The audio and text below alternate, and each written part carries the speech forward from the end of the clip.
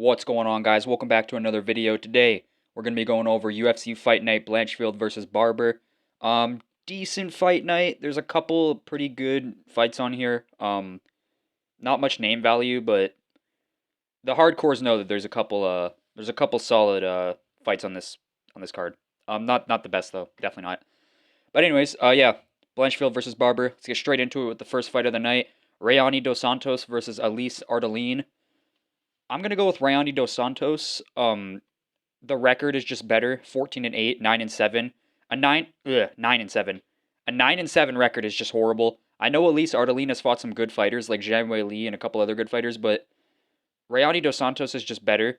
A 14-8 record, and it's not like she's fought complete cans. She has fought a couple decent good names. Um, I also thought she won her last fight. Was it her last fight against Puja Tomar? Um, yeah, I thought she beat Puja Tomar pretty comfortably, but it was a robbery, so it is what it is. A lot of robberies going around these days. But yeah, I'm gonna go with Rayani Dos Santos to win this fight. I just think she's the better fighter. Next fight up on the card: Balaji Oki versus Michael Aswell. That's a funny last name, as well. I'm gonna go with Balaji Oki to win this fight by knockout in the first or second round. Oki's very dangerous. He's rangy. He's aggressive, and Michael Aswell is good, but I don't think he's UFC level. He lost to Bogdan Grad on the Contender Series. It was a close ass fight, split decision, but I don't think Bogdan Grad is that amazing. I'm not gonna lie to you. But yeah, Michael Aswell, I think he's gonna get knocked out here. I think he's gonna get brutally knocked out in the first round by Balaji Oki. And yeah, Oki's good. I just think he's a higher level fighter, and he has more potential as a UFC fighter. So yeah, Balaji Oki to win this fight by knockout. Next fight on the card, I'm excited for this one. Andreas Gustafsson versus Trevin Giles. I'm going with Andreas Gustafsson to win this fight. This is a pretty easy pick. He's going to TKO Trevin Giles in round 1 or 2. Trevin Giles is good. He's probably the more skilled fighter. Definitely has more experience. Trevin Giles has fought a lot of high-level guys. Carlos Prates, Michael Morales, Dricus Duplessis. He has a win over Roman Dolidze, which is impressive, but I don't know. I just don't think Giles has the toughness or the grit to beat Andreas Gustafsson. Giles is very skilled. He's very talented. Obviously, he was beating Carlos Prates on the feet before getting knocked out. He was kind of piecing Carlos Prates up, but Andreas Gustafsson is just going to be too. He's going to be too much of a marauder. He likes to get to the clinch. He likes to land big knees and he likes to land big elbows. He's going to get in the clinch. He's going to tee off on Trevin Giles up close, and Giles is going to be overwhelmed, and I think he's going to get TKO. Giles could make something work. He's skilled. Like I said, has a win over Roman Dolidze. He's fought some tough opponents, but Giles just doesn't have the toughness. So yeah, I'm going to go with Andreas Gustafsson to win this fight. Let's move on to the next one. Jordan Levitt versus Kurt Holobaugh. I'm going to do a pick flip here.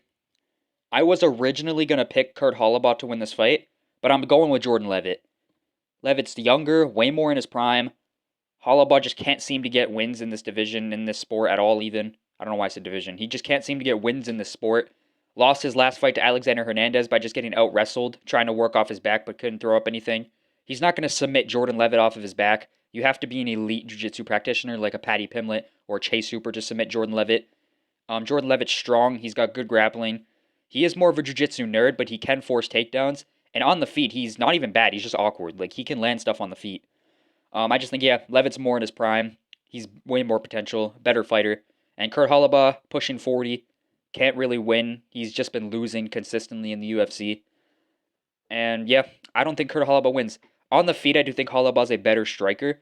I think he can land better and more damaging shots. I think he can definitely land more volume as well.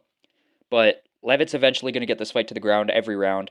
And Holobaugh's going to work off his back. He loves working off his back instead of trying to get back up. He tries to throw up triangles, armbar, stuff like that. He's not going to submit Jordan Levitt off of his back. And I think Levitt's just going to ride out a decision victory. Or maybe even get a submission. So I'm going to go Jordan Levitt by decision. I think he just wrestle fucks Kurt Holobaugh. And Holobaugh tries to work off his back and can't get anything going. So yeah, I'm going to go Jordan Levitt for the official pick. Next fight on the card. Alan Nascimento versus Jafael Filo. I'm going to go with Alan Nascimento. I think Nascimento is a slightly better grappler here. He's better wrestler, stronger. And I also think on the feet, he's a little bit more polished. He's less wild than Filo. I think he's got a little bit more technique. He utilizes body shots pretty well. I think Alan Nascimento can really just get a win over Jafael Filo here. I think he has more potential. He's a very solid fighter. And dude, I think he's underrated. Alan Nascimento is one of the most underrated fighters on the roster, in my opinion. I think he beats Rafael Filo pretty comfortably. Out grapples him, outstrikes him. He's just a better MMA fighter than Rafael Filo. Yeah. What are the odds in this fight? Okay, Nascimento's a slight favorite. Okay, okay. See, this is gonna be a close fight. It's hard to call. Both are really good grapplers. I just think Nascimento's better everywhere. Like on the feet at distance, Nascimento's got a better jab. He's got a better right hand. On the ground, Nascimento's a better wrestler and a better grappler. He's more dangerous. Alan Nascimento is he's just the better MMA fighter all around. He is simply a better MMA fighter than Rafael Filo, and he's more experienced as well. I think we're going to see an Alan Nascimento victory here. He hasn't been the most active fighter at all. I think his last fight was in 2023, but I think he's going to come back with a bang and beat Rafael Filo. So yeah, Alan Nascimento to win this fight by decision. Next fight on the card, Zach Reese versus Dusko Tudorovic. I'm going to go with Zach Reese by knockout in the first round. Dusko is he's an egghead. He's chinny, and he's just not that good. He's too chinny. And Zach Reese, he's very tall, very dangerous. He's a real middleweight. And I think he's going to go out there, land some dangerous shots, and put Dusko out cold in the first round. Dusko is. He's got a weird. I don't know. Something about Dusko, man. Something about him. There's just really something about him. He's got this egg-shaped head. He's got a weird build. He looks like he could cut down to fucking lightweight or at least welterweight. Zach Reese could not cut down to welterweight. He's way too big. He's like 6'4" and like built. On the ground too, Reese has wrestling. He can throw up submissions and stuff. So I just don't see how Dusko wins this fight. I bet Reese is a huge favorite.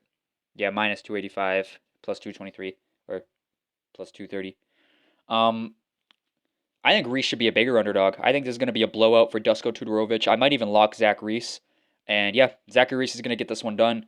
I know he lost his last fight by ground and pound TKO to to Azamat Bakoev, and Dusko does have some ground and pound, but he's not the same level on the ground as an Azamat Bakoev. So I'm going to go Zach Reese.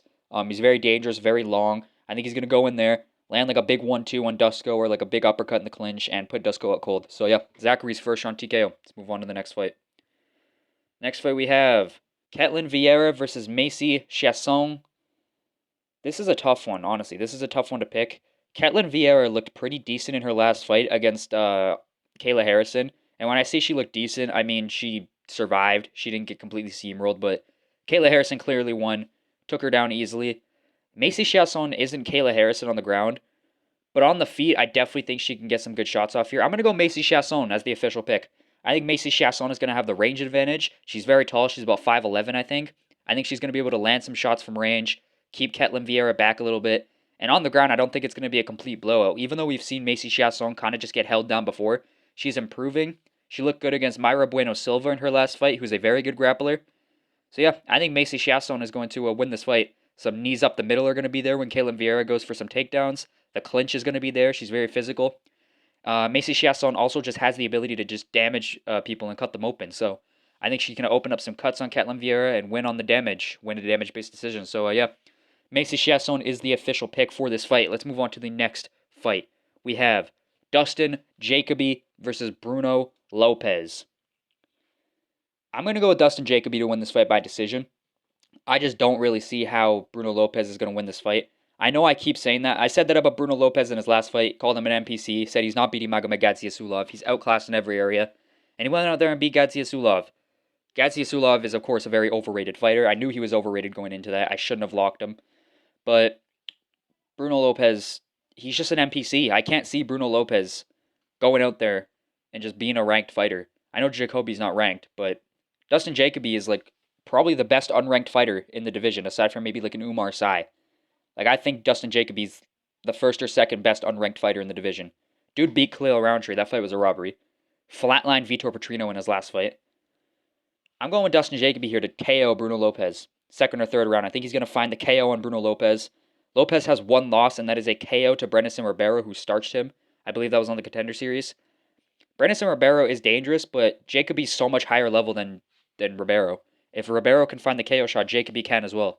So yeah, I think Bruno Lopez is going to go out there, look for the clinch, look for the takedown, try to kind of marauder max. He is a very high pressure fighter and a high pace fighter. He goes in there to break and pressure his opponents. Jacoby isn't broken easily like that though. He's going to go in there. He's going to land the better shots on the feet, and I think he's going to TKO Bruno Lopez in the second or third round. So official pick, Dustin Jacoby KO. Next fight on the card, we have the featured fight. Ramiz Brahimaj versus Billy Ray Goff. Both of these guys were originally scheduled to fight different fighters on this card. Billy Ray Goff was supposed to fight, who was it? Sukyung Ko, I think his name was. And Ramiz Brahimaj was supposed to fight Oban Elliott. I'm going Billy Ray Goff by TKO. Ramiz Brahimaj was very hyped up at one point, but he's just been a bit of a letdown. He's a win-loss, win-loss, win-loss fighter. Like, literally, let's take a look at his record. Like, I'm not even... Win, loss. Hold on, let's get rid of the canceled fights. Win, loss, win, loss, win, loss, win, loss, win, loss, win. And then those are all his wins. And, like, look at some of the losses. Themba Guerrero is decent, but, like, he just got exposed by an old man. Fucking Vicente Luque. Court McGee, Max Griffin. These are lower-level fighters, man. Mickey Gall. Like, cool, he KO'd Mickey Gall. I could KO Mickey Gall, dude. It's obviously a joke, but you know what I mean. Yeah, I think Billy Ray Goff has an easy fight ahead of him. Billy Ray Goff is one of the most underrated fighters on the roster. Had a great fight in his last performance against Trey Waters, who is a 6'5" welterweight. So yeah, it was a little bit hard for Billy Ray Goff to get past the range there, but Brahimaj doesn't have that range. Brahimaj is gonna go out there. He's just mid at everything, and I think Billy Ray Goff has a big striking advantage, especially in the danger factor. And I think Billy Ray Goff's gonna go out there, land some big shots, and find the TKO on Ramiz Brahimaj in the second round. That's my official pick. Billy Ray Goff, TKO in the second round. I just think he's way higher level than Brahimaj. He's underrated. He's got potential. And Brahimaj is forever going to be a 50-50 fighter. And he won his last fight. That means he's going to lose this one. So, yeah, Billy Ray Goff by TKO in the second round. Next fight on the card, the people's main event, the one everyone wants to see. Mateusz Gamrot versus Ludovic Klein. Who am I going to pick? I'm picking Mateusz Gamrot to win this fight by split decision. Ludovic Klein, this is a huge jump up from Roosevelt Roberts. I know Klein has a win over Bahamondes, and he's fought some other good guys like Thiago Moises and stuff. But Gamrot's just a different level. Gamrot's one of the best lightweights in the world. Like, he's top 10. And especially on the ground, he's like a top 2 or 3 wrestler in the division. Honestly, now that Ilya's gone, or now that Islam's gone, it's him and Arman. Him and Arman are the best wrestlers. And we watched him versus Arman. He was out wrestling Arman in some of those situations. I know it was a robbery. I know Arman should have won the fight. But Arman more won on the feet. He was winning the striking exchanges. Gamrot was getting the better on the ground, in my opinion. And I just think Gamrot's wrestling is going to be too much for Klein in this fight. I know Klein has like a 90% takedown defense. He has wrestling himself. He's good. He's never faced a grappling threat quite like Mateusz Gamrot. Nowhere even near. Thiago Moises is probably the next best grappler he's fought. And Gamrot would body Thiago Moises on the ground. It wouldn't even be close. Gamrot, I know he's not dangerous, but just the way he just chain wrestles, mixes it up, he's awkward on the feet. I just think he's going to be a nightmare for Klein to deal with. The pressure and pace is going to allow for Klein to just freeze up. Let me word that better. The pressure and forward pace of Gamrot is really just going to halt Ludovic Klein's flashy techniques. Klein likes to be flashy. He likes to keep things technical. He likes to show off to the crowd. That's why they call him Mr. Highlight. But Mateusz Gamrot's not going to let that slide. He's going to go out there. He's going to shoot the takedowns. He's going to get the takedowns. He's going to pressure against the fence. He's going to scramble. He's going to make it very hard for Klein to just let it go with his hands. He's going to make it very hard for Klein to just let the kicks go. Klein's going to have to be reserved. And Gamrot, it's not like Gamrot's going to slow down, especially in a 3-rounder. Like, Gamrot's going to be pushing hard in a 3-rounder. Klein has just never been pushed by a guy like this. So I think Gamrot's going to be able to expose something in Ludovic Klein. And I think Ludovic Klein's not going to deal with the pressure of Gamrot very well. I know he beat Bahamondes. Okay, this was a younger version of Bahamondes. Bahamondes has improved a lot since their fight. The Roosevelt Roberts fights is such a red flag. Like, he didn't look that good against Roosevelt Roberts. And Gamrot is like 50 times better than Roberts. Like, even on the feet, dude. Like, Roosevelt Roberts is not good. I know Gamrot, the thing about Gamrot, though, I am a little bit worried about is him winning a round, and then classic Gamrot fashion, he gets dropped, fight turns into a split decision, and he loses a split decision. Gamrot gets dropped in like every fight. Sometimes he wins the fight, sometimes he loses. Like, he got dropped by Arman, he won on paper, should have lost. He got dropped by Dan Hooker, he lost on paper, should have won. He got dropped by Dariush, lost. Yeah, I don't know. He just gets dropped a lot. Pretty sure Kuta Deledze dropped him if I'm not mistaken. I don't know, but yeah, Ludovic Klein. He does have flashy techniques and he can land shots that drop people, but he's not finishing anyone. His only UFC finish, I believe, is AJ Cunningham with a kick to the body, and I think somebody like in his debut. But he barely KOs people. Like he rarely gets finishes. Yes, he drops some people, but he barely gets finishes.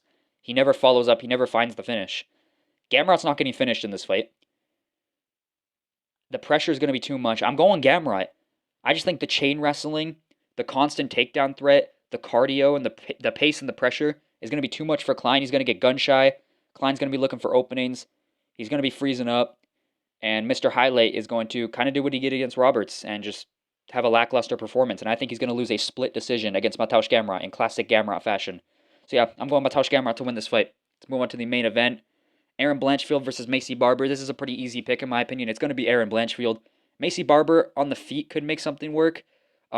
She's got a decent boxing. She's got decent boxing, but Blanchfield's wrestling is going to be too much. She's going to take Macy Barber down, hold her up against the fence, and just out-grapple her. She has better cardio, and even on the feet, she's been improving. So I think Aaron Blanchfield's a pretty clear pick here. He's probably going to win a 49-46, maybe a 50-45 decision, but yeah, I'm going to go Aaron Blanchfield by decision. This fight does have title implications. Number 5 versus number 6 in the world. Those are Tapology's rankings. They could be different in the official UFC rankings. I actually think Blanchfield's number 4 and Barber's number 5. But yeah, Aaron Blanchfield should win this fight. Better wrestler. She's gonna get her in the clinch, land some decent shots in there, get the takedowns, and probably just win almost if not every round. Probably a 49-46 or a 50-45. Barber's good, but every time she faces the higher level competition, she does lose. She's just that slight step below a top 5 fighter, in my opinion. And I think Macy Barber's going to lose here. So yeah, Aaron Blanchfield is the official pick. Let's move on to my locks of the card. All right, these are my locks for the card. Aaron Blanchfield, Zach Reese, and Andreas Gustafsson. Pretty good locks, in my opinion. I think these guys are all going to win their fights. Aaron Blanchfield should just win comfortably. Better wrestler. She's going to be able to take the fight to the ground. Macy Barber's shown weaknesses there before. Zach Reese, way too much power and too physical for Dusko Todorovic. Too chinny. Zach Reese is going to get the win. And same thing with Andreas Gustafsson versus Trevin Giles. Giles is too chinny, too much of a pushover. Gustafsson's going to be too much in the clinch and too physical and too much power for Trevin Giles. Pretty clear picks here. These are all my 3 locks. Hope you guys enjoyed this video. If you did, leave a comment down below. Tell me what you guys think. I need what's the word? I need advice. I need advice on the format for videos because I'm trying out some different things each video. And I don't know, this format's really quick. I think for fight night events, I'm going to do this format. And then for pay-per-view events, I'm going to do the other format because I think the other one is a little bit better. But it takes longer. So I'll use that for the better cards, the pay-per-views. And then for fight nights like this, I will stick with this one and make shorter videos. So yeah, I think that's what I'm going to do. I don't know. I've only had this channel for like a couple months. I started it at the start of this year. So only a couple months. I'm still just trying to figure everything out. But yeah, hope you guys enjoyed. See you guys in the next one. Peace.